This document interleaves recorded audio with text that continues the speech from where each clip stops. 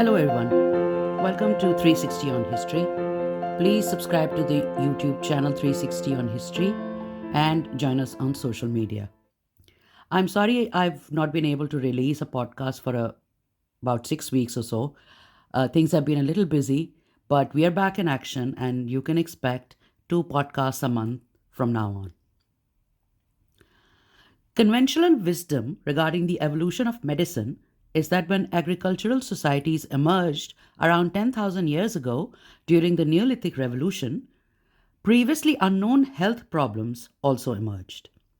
And with them arose the first major innovations in prehistorical medical practices, including the development of more advanced surgical procedures.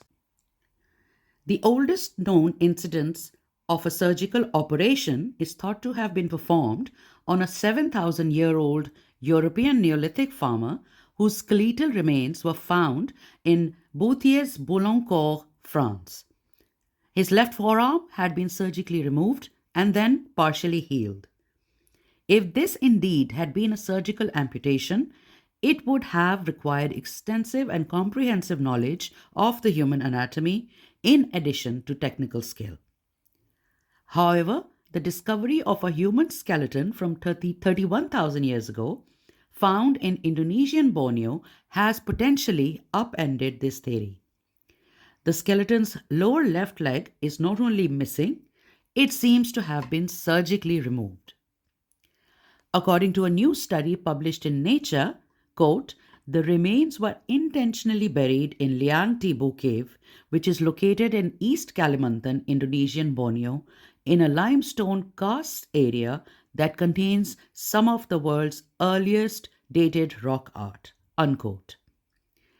It was excavated in 2020 by a team of Indonesian and Australian researchers and archaeologists who analyzed that the amputation probably took place when the individual was a child and that he or she survived the operation and lived for another 6 to 9 years before their remains were buried.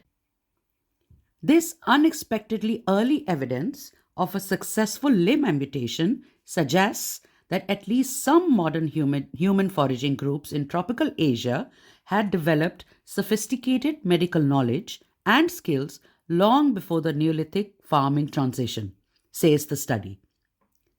According to the researchers, the discovery of this exceptionally old evidence of deliberate amputation demonstrates the advanced level of medical expertise developed by early modern human foragers. The late Pleistocene surgeons who amputated this individual's lower leg must have possessed detailed knowledge of limb anatomy and muscular and vascular systems to prevent fatal blood loss and infection. They must also have understood the necessity to remove the limb for survival, the team writes. It continues that during the surgery, the surrounding tissue, including veins, vessels, and nerves, were exposed and negotiated in such a way that allowed this individual to not only survive, but also continue living with altered mobility. Furthermore, they would have had knowledge of cleaning and dressing the wound, as well as other post-operative care procedures. Bony growths indicated that the patient was a child. There was also no sign of any infection.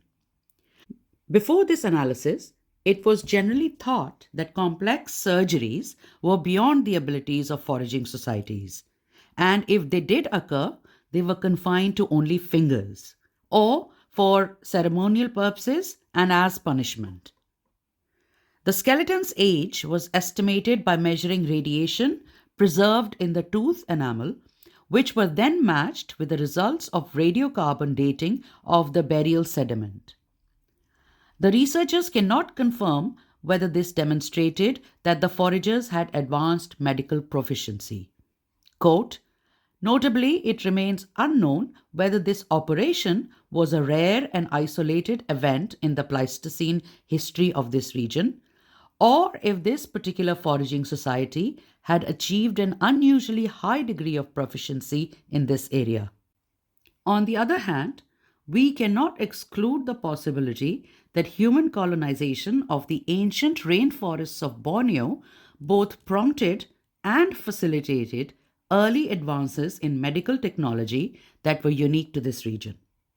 For example, rapid rates of wound infection in the tropics may have stimulated the development of new pharmaceuticals, for instance, antiseptics that harness the medicinal properties of Borneo's rich plant biodiversity and endemic flora, they conclude.